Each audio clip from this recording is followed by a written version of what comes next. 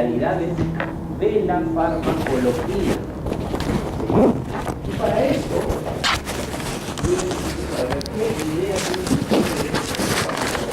pero que usted llega tan temprano como siempre y lo conozco el tiempo? ¿Qué es farmacología para usted?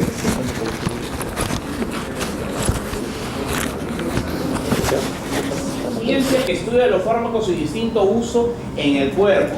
A ver, señor Lin, ¿qué es farmacología para usted? Es el comportamiento del fármaco en el cuerpo, qué hace y cómo lo hace. Comportamiento del fármaco del cuerpo y cómo lo hace. Vamos ahí. Wendy, ¿qué es farmacología para ti? ¿Cómo actúa el fármaco en cada organismo?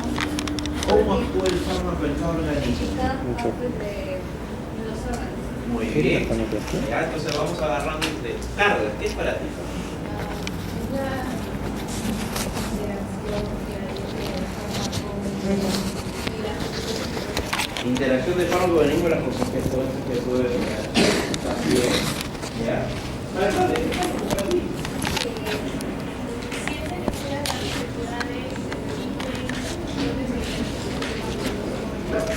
Ciencia que estudia el origen, mecanismo de acción, efectos, etc. No, entonces, ¿qué se dan cuenta? Cada uno tiene una idea de lo que es farmacología, que ninguna está errónea. ¿Sí? Entonces, vamos a empezar. ¿Qué es farmacología? Y ahí dice, ciencia, ojo, esto no es necesario que lo copien, porque ya tiene su diapositiva, esto no lo tomo. ¿Sí? Hay cosas que yo les puedo decir que lo tomo, no lo tomo, ¿sí? O cosas que son importantes que ustedes sepan. Farmacología es ciencia que estudia las interacciones entre droga y sistemas biológicos. Entre droga, ¿por qué no pongo fármaco? ¿Por qué pongo droga y no fármaco?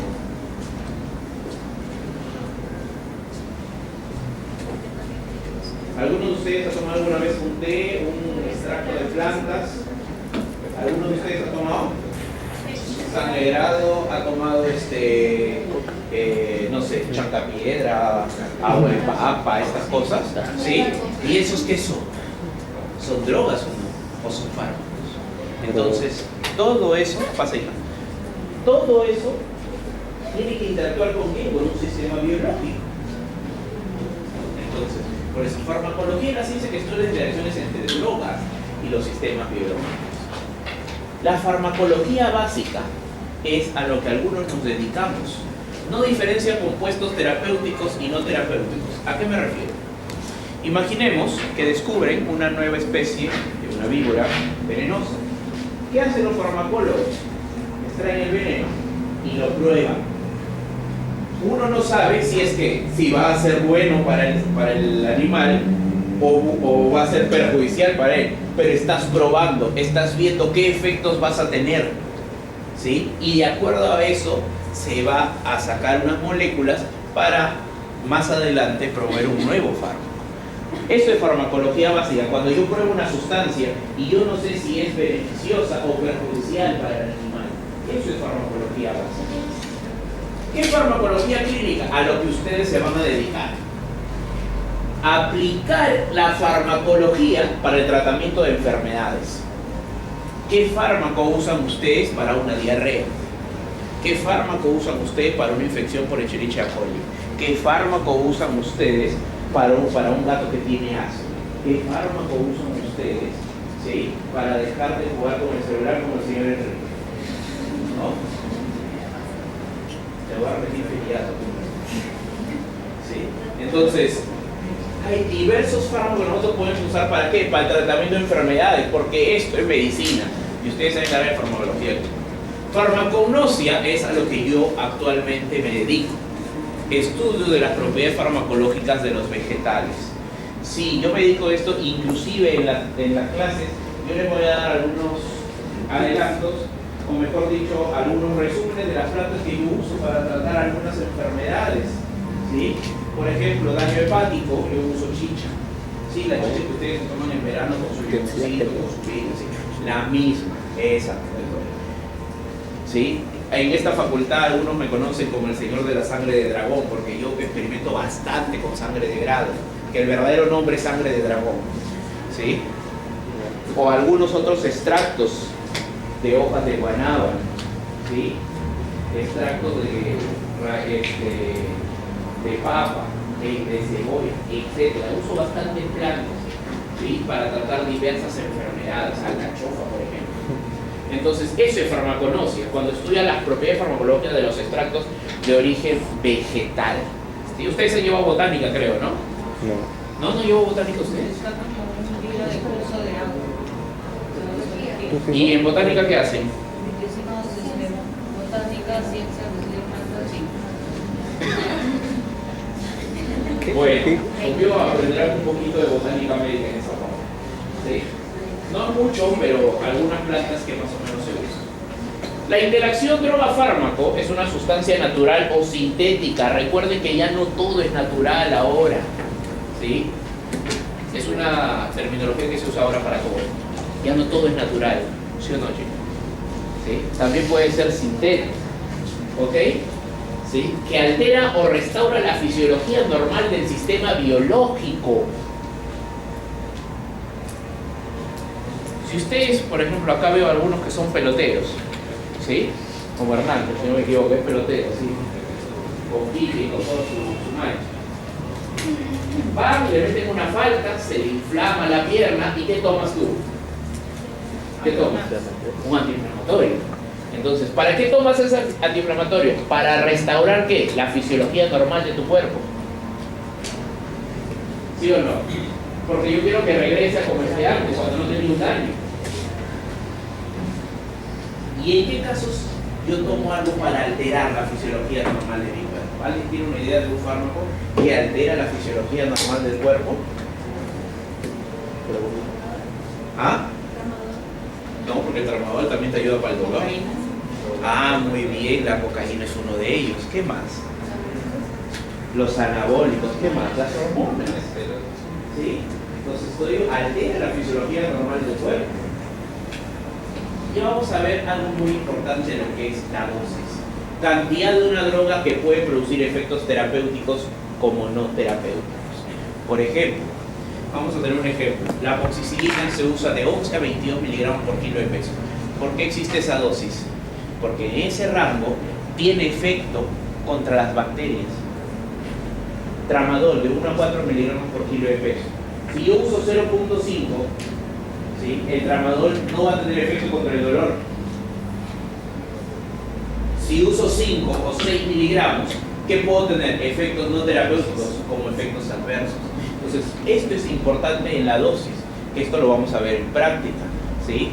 Conmigo van a sacar dosis todos los días que hagamos práctica. Todos. Así que si no han aprendido dosis, creo que llevamos con la doctora Verónica, si no me equivoco, dosis, lo van a volver a repasar. ¿Sí? Y todos los días. Y no lo van a sacar dosis en perritos, sino van a sacar dosis en ratones. ¿Qué quiere decir? Que van a tener que convertir unidades. ¿Sí? Así que conmigo van a salir muchos ellos. Y esto es para que ustedes vean todas las ramas que existen de la farmacología. La farmacología no es una sola. Existen millones de ramas. La farmacología psicológica, la veterinaria, y miren por ahí, la veterinaria es una de las tantas. Sí, existen un montón. Entonces, dense cuenta que lo que nos enseñamos, lo que yo les trato de enseñar es esta pequeña parte, combinada con algunas otras. ¿Sí? Entonces, no cometan el error que mucha gente cree que llevando farmacología en el pregrado ya saben farmacología. ¿Sí? Farmacología es algo muy extenso, nunca se termina de estudiar. Y hay una frase que la dice Paracelso, que para mí es una de las cosas más importantes y que más me marcó en mi vida cuando fui farmacólogo. Todo es tóxico y nada es tóxico. Todo depende de la dosis. Si tú sabes la dosis, sabes que un producto no va a ser tóxico. Pero si tú no sabes la dosis, puedes hacerlo tóxico. Así es sencillo. Un ejemplo muy clásico. La silacina. Todos ustedes deben conocer a la silacina. Vamos a ver cómo funciona este ciclo. Agonista alfa-oxoadrenérgico. Si yo le doy la dosis que corresponde de silacina, ¿qué efecto puede tener en el paciente? sedación. Pero ¿qué pasa si yo le doy una dosis que no corresponde? ¿Qué puedo llevar al animal? Puedo llevarlo a muerte por paro cardiorrespiratorio. Pero la silacina es un fármaco aprobado, la FDA lo aprueba y todo. Pero ¿qué no hice yo? Yo no tenía una dosis adecuada. Todo es tóxico y nada es tóxico. ¿Sí? Así que no porque el fármaco está aprobado quiere decir que no es tóxico. ¿Sí? Ténganlo muy presente. La dosis es una de las cosas más importantes. Llámame eso. Ahora vamos a empezar con dos grandes conceptos que ustedes deben manejar. Primero, farmacocinética y farmacodinámica. Farmacocinética. Si separamos las palabras, ¿qué significa cinética? A ver, joven, su nombre. Diego. ¿Qué significa cinética? Movimiento. Movimiento. ¿Y fármaco? Fármaco. Entonces, ¿qué estudia la farmacocinética? El movimiento de los fármacos. ¿En dónde? En el sistema biológico y en el organismo. Eso es farmacocinética. ¿Sí? ¿Sí? Si yo les hago leer esto, rama que estudia el curso temporal de las concentraciones plasmáticas del fármaco en sangre, estableciendo relaciones cuantitativas entre el nivel de la concentración plasmática del fármaco y su intensidad, duración del efecto farmacológico y deseado, se van a quedar igualitos. Igualitos, ya sale discusión. Entonces, cuando ustedes no sepan algún concepto, ¿qué hacen? Separen la palabra. Cinética, como bien dice Diego, es movimiento. Fármaco. El movimiento de los fármacos a través del organismo. ¿Sí? Algunos le dicen lo que el cuerpo le hace al fármaco. ¿Sí? Eso es farmacodinámica. Y farmacodinámica viene a ser el estudio del mecanismo de acción de estos fármacos. ¿Sí? Entonces nunca se olviden, farmacocinética estudia el movimiento o el paso de los fármacos, ¿sí?, a través del cuerpo, mientras que la farmacodinámica estudia el mecanismo de acción de los fármacos, por lo cual altera o restaura la fisiología. Antes se decía que la farmacodinámica era lo que el fármaco le hace al cuerpo. ¿Sí? Esos conceptos actualmente se consideran de pre-kinder, ¿sí? Porque es algo muy básico. ¿Sí? Entonces, por eso yo les estoy dando unos nuevos conceptos. Yo no les doy este tipo de conceptos porque esto es nivel maestría doctorado. ¿Sí? Pero más o menos esto es lo que en realidad es farmacocinética. Entonces, ¿cómo es o cómo sucede lo que es un fármaco en el cuerpo? Ustedes administran una dosis, ¿sí o no? ¿Qué pasa con esa dosis? ¿Automáticamente llega a la sangre o qué tiene que pasar? Si la pongo intramuscular, ¿qué tiene que pasar? ¿Llega a la sangre rápidamente? No. ¿Qué pasa? Se absorbe, ¿cierto? Luego, ¿qué pasa? Se tiene que distribuir hacia dónde yo, hacia su órgano diario. ¿Qué más? ¿Sí? Llega a la concentración plasmática en la sangre, se encuentra con su receptor y hace el efecto farmacológico. Ejemplo. Tienen un perro que ha tenido un golpe. Ustedes le dan un ketoprofeno por vía oral. Le dan ketoprofeno. Llega, se absorbe, ¿sí?, hace todo lo que es farmacocinética y llega a una concentración plasmática en la sangre. Este ketoprofeno tiene que llegar a su receptor. Y al llegar a su receptor, ¿qué hace? Su mecanismo de acción para dar ¿qué? El efecto farmacológico. ¿Cuál sería? El efecto antiinflamatorio, el efecto analgésico para calmar el dolor y reducir el dolor. Eso es lo que ustedes van a tener cotidiano. ¿Sí? ¿Alguna pregunta hasta aquí? Sí.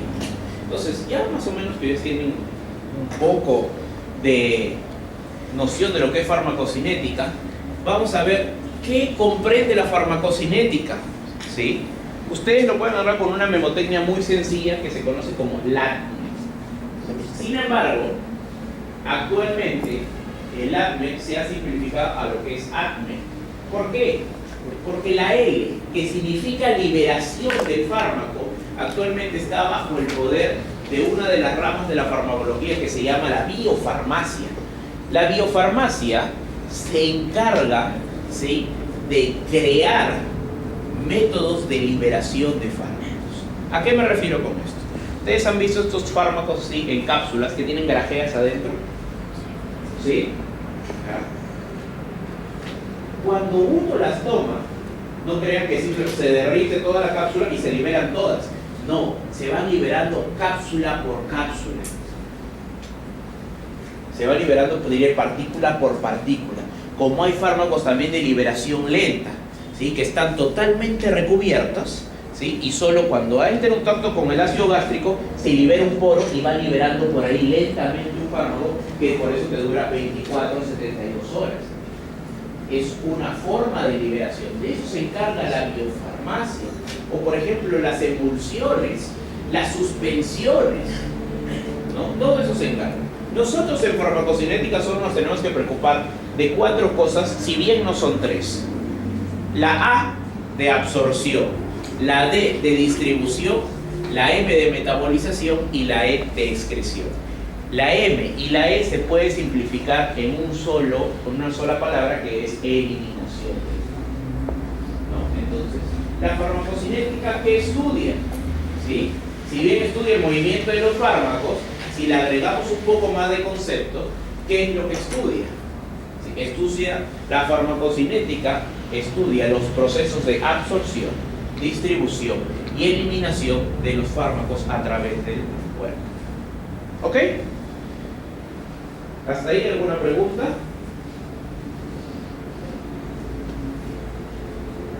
Entonces, la absorción, para lo que es absorción nosotros tenemos que tener 2 cosas bien claras. Uno, la vía de administración, que eso sí sé que ustedes lo saben. Y otro, lo que es biodisponibilidad. Tal vez esta palabra nunca en su vida la han escuchado, algunos. ¿Sí? Algunos de repente nunca han escuchado lo que es biodisponibilidad. Y ahí lo vamos a ver. Distribución, compartimientos, cómo el fármaco se distribuye en el cuerpo.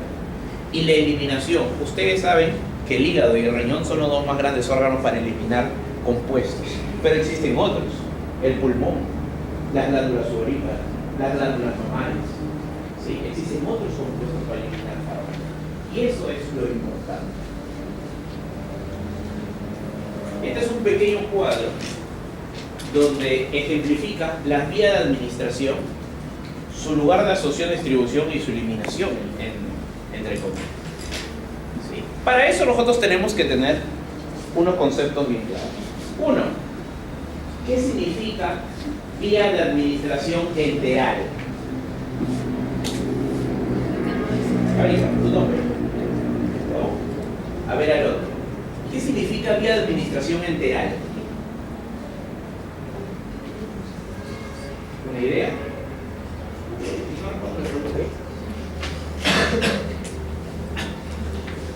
A ver, Joel, ¿qué significa vía de administración enteral?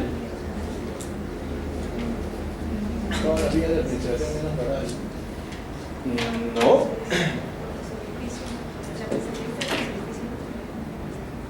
La que se administra por... No. Enteral. ¿Qué entiendes tú por enteral? Intestino. ¿Qué quiere decir? Por vía digestiva, por vía oral o por vía rectal. Eso se conoce como vía de administración enteral. Todo aquel fármaco que pase directamente al tracto digestivo. ¿Y parenteral? Todo lo que no pasa por el Exactamente. Paralelo a la vía enteral.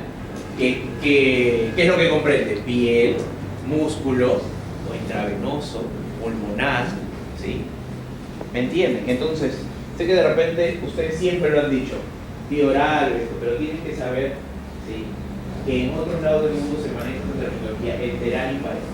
Entonces, ¿qué es lo que vamos a ver? Un fármaco que entre por vía oral, ¿sí?, va a entrar primero a dónde? O va a llegar al intestino delgado. Y este puede tener 2 caminos. O llega al plasma, ¿a qué me refiero? A la sangre. O pasa al hígado, ¿a qué? A detoxificarse primero, ¿sí?, para después recién llegar al plasma. ¿Ok? Eso es lo que puede suceder con la vía oral recta. Cuando ustedes usan la vía subcutánea para poner una vacuna o algún fármaco, ¿qué sucede? Ustedes saben que en la piel, ¿qué hay? Capilares, ¿sí o no? Hay capilares sanguíneos de muy pequeño calibre y se va absorbiendo el fármaco de a pocos para llegar ¿a dónde? A la sangre, a la circulación. ¿Sí?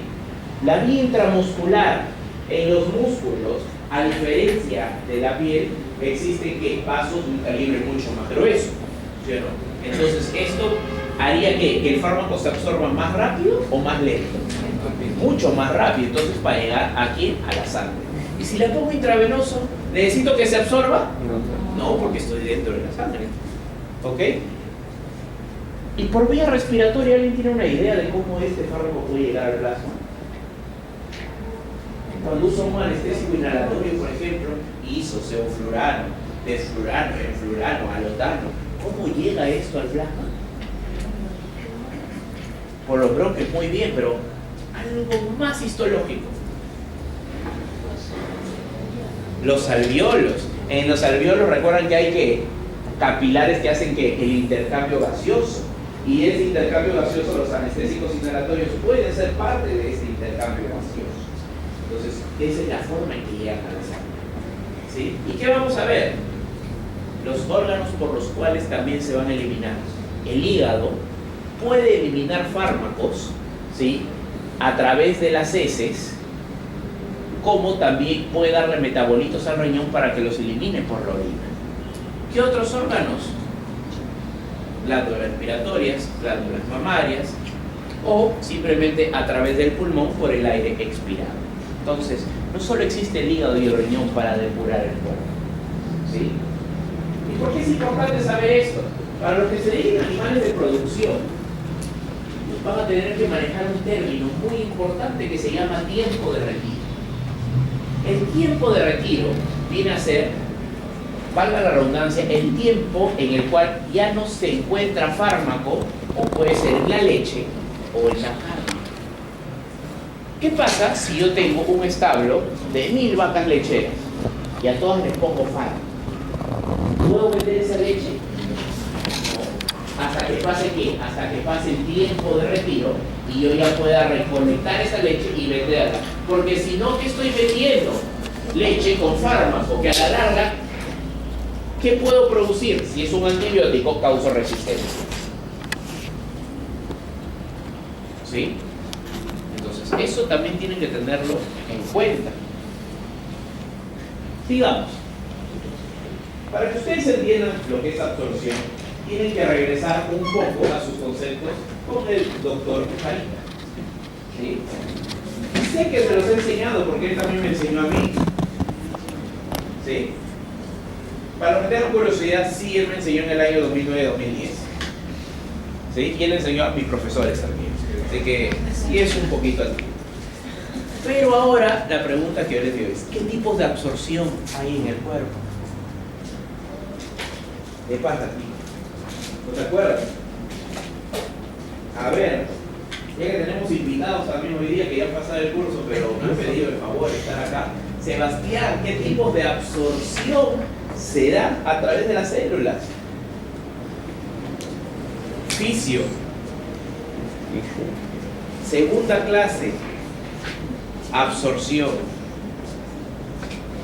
No sé si a veces es mala suerte de ustedes o buena suerte mía que yo tenga memoria fotográfica y me acuerdo de todo. Me acuerdo hasta el capítulo de que hemos visto eso. En fisio. Así que... Pinocitosis. Muy bien, la pinocitosis. ¿Sí? La pinocitosis es la última que vemos acá. ¿Qué hace la pinocitosis? Cuando, por ejemplo, imaginemos que estas partículas son fármacos y la célula se invagina para captar este fármaco y llevarlo adentro de él. ¿Sí? Esa es una manera de absorción. ¿Qué otra manera de absorción tenemos? ¿Sí? Difusión, sí. A ver, Diego, ¿qué otra manera de absorción tenemos? Fui sencillo el ciclo pasado, si no me equivoco, ¿no? Sí. ¿Qué otras tenemos? ¿Qué? Difusión pasiva, aquella que no necesita energía aquella por el cual el fármaco o cualquier sustancia pasa automáticamente que la barrera. Usualmente esto lo hacen ¿quién? Los fármacos que son liposolubles. ¿Y por qué los liposolubles? Exactamente. Las células tienen capas de ¿qué? De fosfolípidos, de grasa, ¿sí? Grasa con grasa se dan la mano, hamburguesa con salchipapa es difusión. Entonces es lo mismo, ¿sí? Entonces esa es la forma en que puedes difundir a través de la célula. Tenemos otra, que es la difusión activa o la difusión facilitada. ¿Sí? Pero vamos a ver lo que es la difusión activa, aquella que necesita ¿qué? Energía. ¿Sí? Y la facilitada, ¿cuál es? Aquella que usa ¿quién? Alguna proteína de transporte. Entonces, si ustedes se acuerdan de estas cosas, van a saber un poco más de cómo los fármacos pueden entrar hacia las células.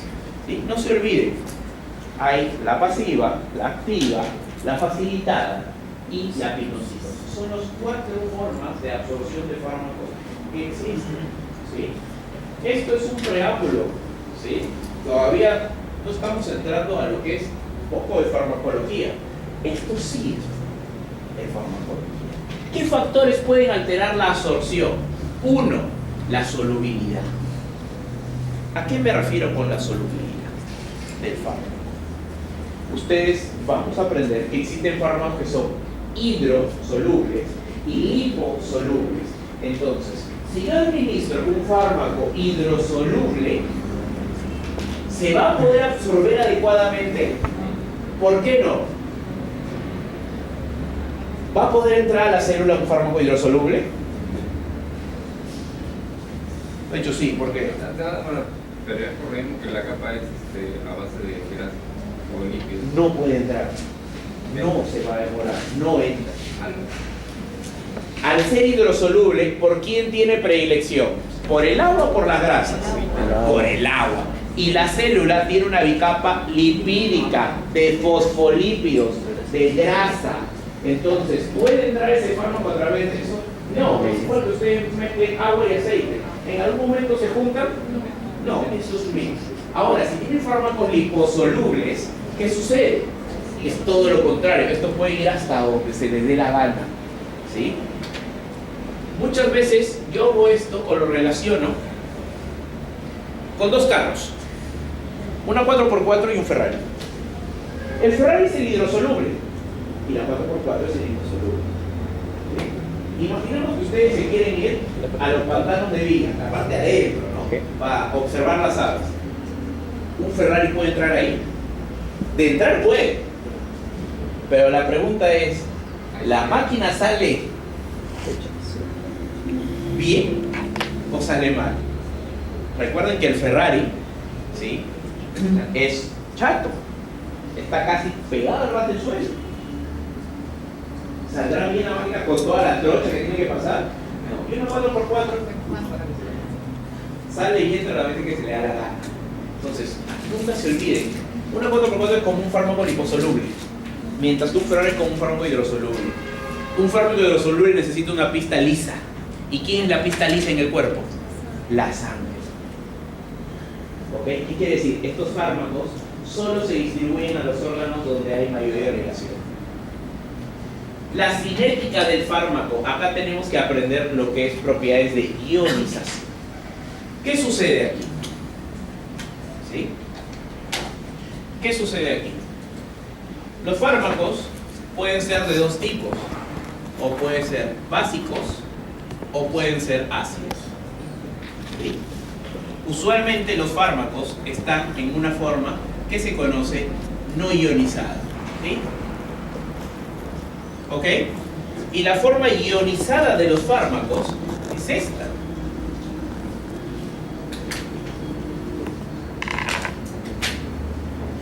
¿Ok? Esa es la forma no ionizada. ¿Ok? Más o menos hasta ahí vamos. ¿Qué sucede? Cuando yo pongo un fármaco básico, ¿sí? En una zona que tenga pH ácido, ¿sí? Cuando yo pongo un fármaco básico en una zona que tenga pH ácido, ¿qué va a pasar? Se va a convertir en su forma ionizada, se va a transformar en iones. Mario, ¿y eso de qué me interesa? Los iones son hidrosolubles. ¿Qué quiere decir esto? Que no se van a absorber fácilmente. ¿Cuál es la parte que se absorbe? La forma no ionizada es la forma que puede pasar muy fácilmente las barreras lipídicas. ¿Sí? La forma no ionizada es la única forma que puede pasar las barreras lipídicas. ¿Ok? Hasta ahí estamos bien. Entonces, no se olvide, si yo pongo un fármaco básico en una zona de pH ácido, este fármaco no se va a absorber. Caso contrario, si yo pongo un fármaco ácido en una zona de pH básico, este fármaco no se va a absorber. Así de sencillo. No sé si me entienden esta parte, o hay alguien que está todavía con la cabeza en la vacación. Un ejemplo típico. Todos conocen el rofloxacina. Todos conocen la EMRO, la típica. ¿Qué hace? La EMRO es un fármaco ácido. ¿Sí? La EMRO, cuando se administra por vía oral, se tiene que dar con el estómago vacío. ¿Por qué? Porque el pH del estómago, ¿cuánto es? 7. ¿7? Ah, es ácido, pero ¿cuánto es? 6.5. Es de 1, es de 1.2 a 1.4, hasta de repente hasta 2, pero es ácido. Entonces, si la rofloxacina es un fármaco ácido y tú lo pones con el estómago vacío, que hay un pH ácido, ¿se puede absorber bien o no? Se absorbe adecuadamente. Pero ¿qué pasa cuando das rofloxacina a un animal que ha comido? Cambia el pH, ¿por qué? Porque ese sustrato, ¿qué está haciendo? Cambia, que sube el pH. Entonces, ¿la rofloxacina se podría absorber adecuadamente? No, ¿sí o no? ¿Por qué? Porque necesita esa acidez. Ahora ustedes dirán, pero eso es con comida. Pongamos otro ejemplo, la misma rofloxacina, pero se la dan con una ranitidina. Todo el mundo acá de repente alguna vez ha tomado ranitidina. ¿Para qué es? Para la gastritis, para disminuir la acidez del estómago. Entonces, la ranitidina haría que el pH suba, se vuelva básico. ¿Qué pasa si yo tomo la rofloxacina? ¿Se absorbe o no se absorbe? No se va a poder absorber adecuadamente. Y muchas veces esa es la causa de que no funcionen los tratamientos. No sé si quedó un poco más claro. ¿Sí? Entonces, eso es lo que siempre tienen que tener en cuenta en lo que es ionización de los fármacos. Segundo, la concentración. ¿Qué se absorbería más rápido? Si yo doy una pastilla de 1 miligramo o si doy una pastilla de 50 miligramos, ¿qué se absorbe más rápido? El de 1 miligramo. ¿Por qué? Porque es menos concentración que absorber. ¿Sí? Es menos concentración. Es como yo les digo, ¿qué se disuelve más rápido? ¿5 cucharadas de azúcar o una cucharadita de azúcar? La cucharadita. Imaginen eso en fármacos. Un fármaco de menor concentración se absorbe mucho más fácil que un fármaco que tiene una concentración alta. Segundo, tercero, cuarto, flujo sanguíneo y superficie de absorción, algo que van de la mano. ¿Se recuerdan que hace un momento hemos hablado de la vía subcutánea e intramuscular? La subcutánea yo les mencionaba que tiene capilares pequeños y la intramuscular que tiene vasos sanguíneos un poco más grandes. ¿Dónde se absorbería mejor? ¿Ah? En la intramuscular. ¿Por qué? Porque el vaso sanguíneo es de mayor calibre, hay mayor flujo de sangre, hay mayor superficie para poder absorber el fármaco. ¿Sí? Y si yo les comparo una intramuscular y una intraperitoneal, ¿qué es lo que vamos a hacer en práctica? ¿Cuál se absorbe más rápido? Intraperitoneal. Ah, intraperitoneal. ¿Y entre la vía oral y la vía rectal? La rectal. Ahí se duda. Rectal. Ahí se duda. La rectal es más rápida que la vía oral. ¿Sí? Entonces, ¿por qué? Porque hay mayor capilares. ¿Sí? Hay mayor capilaridad. ¿Me entienden? Entonces, esas cosas van de la mano. Y lo último, ya que lo hemos hablado, la vía de administración. Ustedes tienen que saber qué vías de administración son las más rápidas. ¿sí? ¿Cuándo usan una vía endovenosa? Cuando quieren actuar de emergencia o cuando necesitan un efecto rápido. ¿Cuándo usan una vía oral? Cuando mandan tratamientos para casa, cuando no es tan emergente, cuando es un tratamiento largo o van a estar pinchando al perro todos los días durante 30 días. Eso es lógico, ¿sí? Entonces, eso también es lo que ustedes dicen. No sé si quedó comprendido esta parte de factores que alteran la absorción de los fármacos. ¿Alguna pregunta hasta aquí? Listo. Este es un cuadro, ¿sí? En portugués, para el que entienda muy bien, para el que no, no es tan difícil, ¿sí? No se aleja mucho del castellano, ¿sí? Entonces, es un cuadro que resume un poco la vía enteral, parenteral, etc. No es que lo vaya a tomar, ¿sí? Es para que se den cuenta un poco las ventajas y desventajas que tiene entre cada una de estas vías, ¿sí? Es para que lo puedan leer. A veces yo pongo imágenes para que las lean, no necesariamente para que se las aprendan, ¿sí? Ahora, vamos a ver algo que es muy importante. Se conoce como biodisponibilidad. ¿Alguien tiene una idea de lo que es biodisponibilidad? ¿Alguien tiene una idea de lo que es biodisponibilidad? ¿Biodisponibilidad? A ver. ¿Qué pasa si yo les digo? Sí, vamos a borrar esto. ¿Qué pasa si yo les digo ahorita? Vamos a hacer el típico ejemplo que hago con la amoxicilina. Ustedes tienen amoxicilina. ¿Ok? Tienen una amoxicilina, pongamos una tableta de 100 miligramos. Una tableta de 100 miligramos. ¿Ok? ¿Qué pasa si yo les digo que la amoxicilina tiene una biodisponibilidad del 65%? ¿Qué significa para ustedes eso? A ver, ¿qué significa para ustedes eso? Que lo que va a absorber el cuerpo, lo que va a llegar a la sangre, todo va a ser Exactamente. El 65 miligramos. Eso es biodisponibilidad. ¿Qué quiere decir biodisponibilidad? La cantidad del fármaco que va a llegar de forma inalterada al torrente sanguíneo. Si yo tengo una pastilla de 100 miligramos y solo el 65% es biodisponible, ¿qué quiere decir? Que solo 65 miligramos van a llegar aquí al torrente sanguíneo. Eso es biodisponibilidad. ¿Y por qué es importante saber biodisponibilidad? Un ejemplo clásico. Todos conocen la prednisona. Todos conocen la prednisona. Todos conocen la prednisolona. La prednisolona, ¿qué es de la prednisona? Ah, ahí los agarré. Ah, muy bien, es un metabolito activo. La prednisolona es el metabolito activo de la prednisona, ¿sí? La prednisona tiene una biodisponibilidad a lo mucho del 15%. En perros. Mientras que la prednisolona, disculpen, que es en gatos. Mientras que la prednisolona tiene una biodisponibilidad del 90% en gatos. ¿Cuál le daría? ¿La prednisona o la prednisolona? La prednisolona. ¿Por qué? Porque va a haber más cantidad del fármaco que va a llevar al torrente sanguíneo. No sé si me entienden en esa parte. La prednisona, pongamos una pastilla, no existe, pero bueno, de 100 miligramos.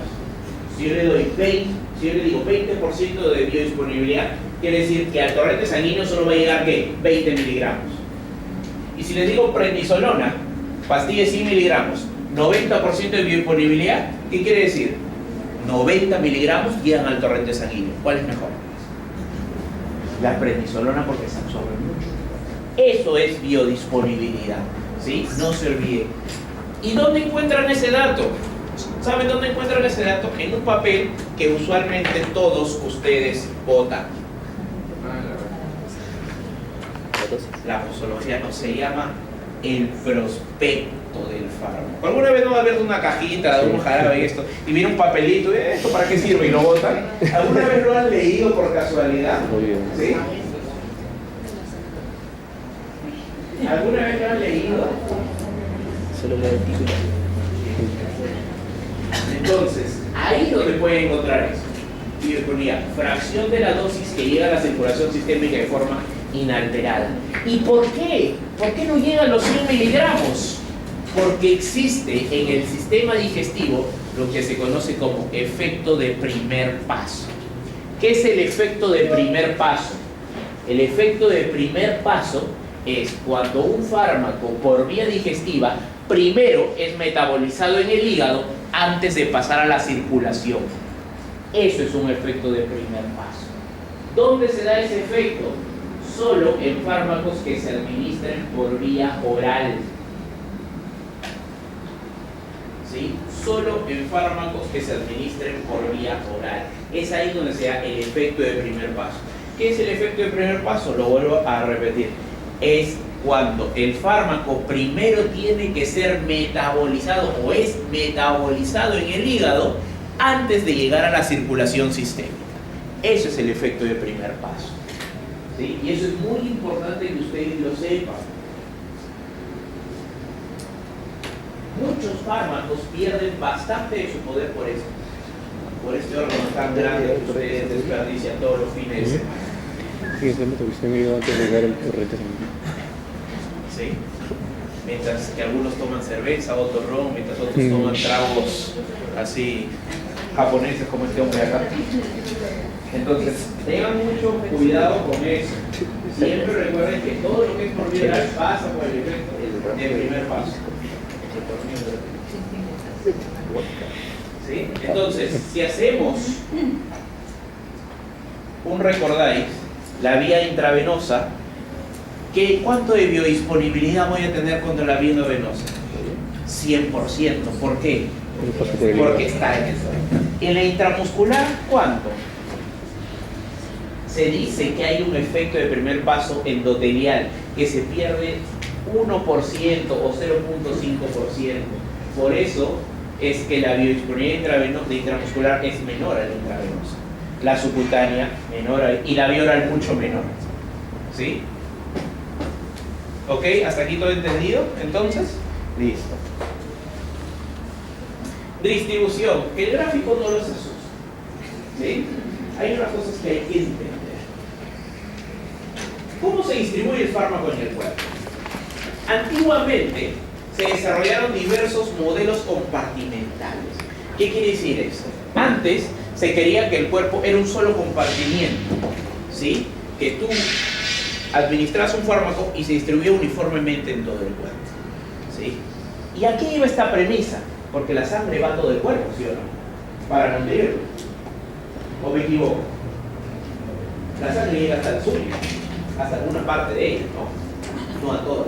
Entonces, ¿qué quiere decir? Pero hay una diferencia. ¿La misma cantidad de sangre que llega a los riñones llega a la piel? ¿No? Entonces, ¿qué sucede? Se creía antes que el fármaco, cuando se administraba, ¿sí?, se distribuía uniformemente en todo. Después se vio que no era así, porque hay órganos que reciben mayor irrigación sanguínea. ¿Cuáles son los órganos que reciben mayor irrigación sanguínea? El corazón, ¿qué más? El cerebro, ¿qué más? El vaso no es necesario, pero bueno, se puede considerar. Los riñones, ¿qué más? El hígado y los pulmones, ¿sí? ¿Cómo que respiran? Entonces, esos 5 hasta 6 órganos reciben la mayor cantidad de sangre.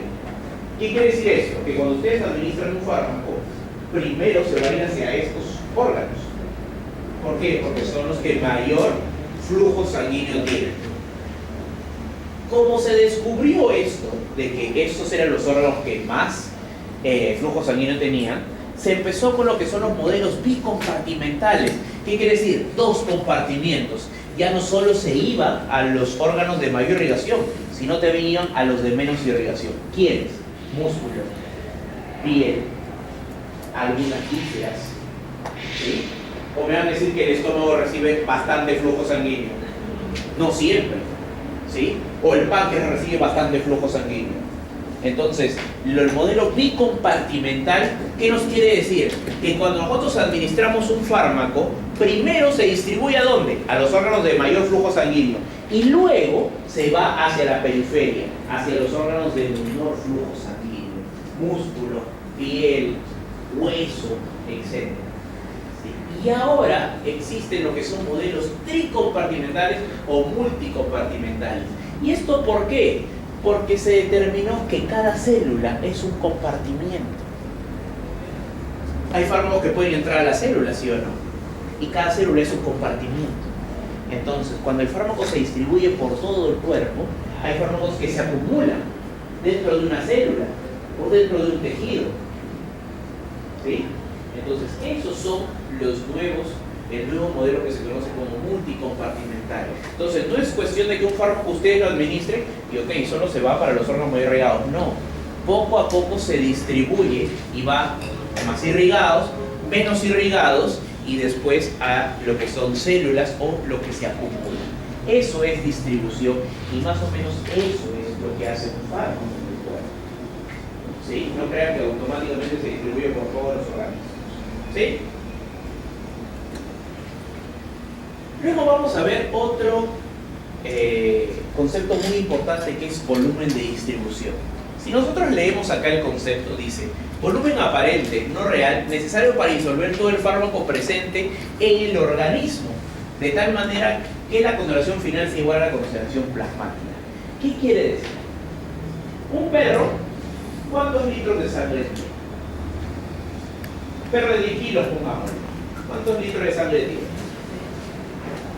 Un aproximado, tampoco no quiero que sean tan exactos.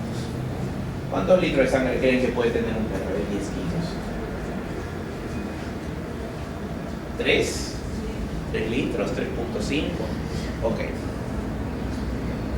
¿Por qué se le dice volumen real o volumen aparente? Cuando ustedes administran un fármaco, ¿sí? Este fármaco se tiene que disolver, ¿sí?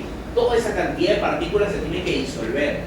Pero para disolver este fármaco, usualmente se usan volúmenes inmensos, no reales. Dando un ejemplo, para disolver la digoxina, que es un fármaco cardiotónico, ¿sí? En un humano promedio de 70 kilos, ¿sí? Se necesita 700 litros de sangre.